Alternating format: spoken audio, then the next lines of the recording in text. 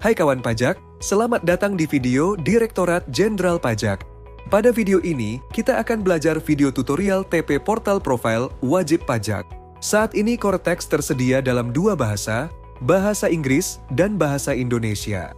Pada video ini, kita akan membahas terkait tutorial TP Portal Wajib Pajak yang disampaikan dalam bahasa Inggris. Sebagai perhatian, informasi yang disampaikan pada media ini dapat berubah sesuai perkembangan ketentuan perpajakan dan proses pengembangan sistem. Silakan ketik alamat portal wajib pajak di browser atau perambahan Anda. Masukkan NIK atau NPWP 16 digit pada kolom username. Masukkan password yang telah Anda buat pada saat pendaftaran akun wajib pajak. Pilih menu bahasa yang akan digunakan, bahasa Indonesia atau bahasa Inggris. Klik tombol login untuk masuk ke portal wajib pajak. Jika Anda lupa password, silakan klik menu reset password. Jika Anda belum terdaftar menjadi wajib pajak, klik new registration. Jika Anda belum terdaftar di portal wajib pajak, pilih digital access request. Inilah tampilan awal saat Anda berhasil masuk ke portal wajib pajak. Terdapat menu-menu untuk layanan administrasi, informasi, dan notifikasi perpajakan di bagian sisi atas. Submenu layanan dan informasi terdapat di sisi kiri. Menu My Portal atau Portal Saya terdapat pada sisi kiri atas, halaman depan portal wajib pajak. Submenu My Portal terdiri dari My Documents atau Dokumen Saya, My Notifications atau Notifikasi Saya, My Cases atau Kasus Saya, My Due Cases atau Kasus Saya yang jatuh tempo, My Profile atau Profil Saya, Digital Certification Request atau Permohonan Sertifikat Digital, VAT Registration atau Pengukuhan PKP, Land and Building Registration atau Registrasi Pajak Bumi dan Bangunan, Data Update atau Pembaruan Data, Status Update atau Pembaruan Status, Deregistration and Revocation atau Penghapusan dan Pencabutan. My Documents atau Dokumen Saya berisi daftar dokumen wajib pajak berbentuk elektronik, hasil interaksi dengan aplikasi portal wajib pajak, antara lain dokumen pendaftaran, kode billing, maupun produk hukum yang disampaikan oleh DJP secara searah kepada wajib pajak dalam rangka pengawasan, pemeriksaan, penyelesaian sengketa perpajakan, dan lain-lain. Tanggal dokumen elektronik yang diterima oleh wajib pajak dalam TP Portal merupakan tanggal penyampaian produk hukum oleh DJP. Dokumen ini dapat diunduh sesuai kebutuhan pada menu download.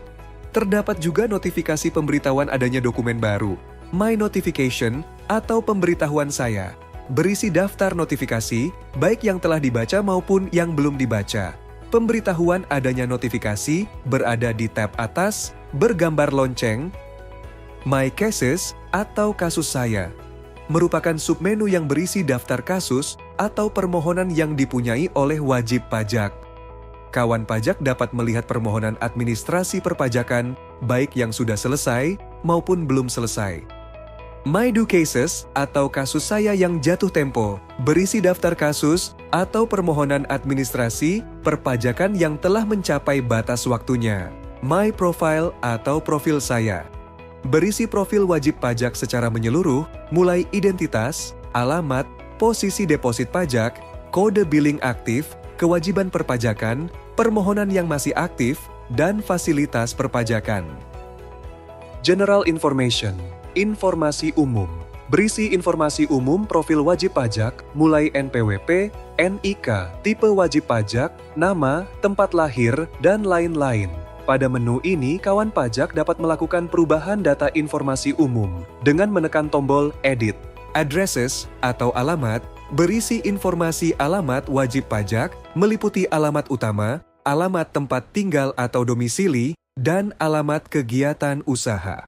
Contact Details atau detil kontak, submenu yang memuat informasi kontak wajib pajak, baik nomor telepon rumah, kantor, nomor handphone maupun faksimili. Untuk melihat detil kontak, klik menu View.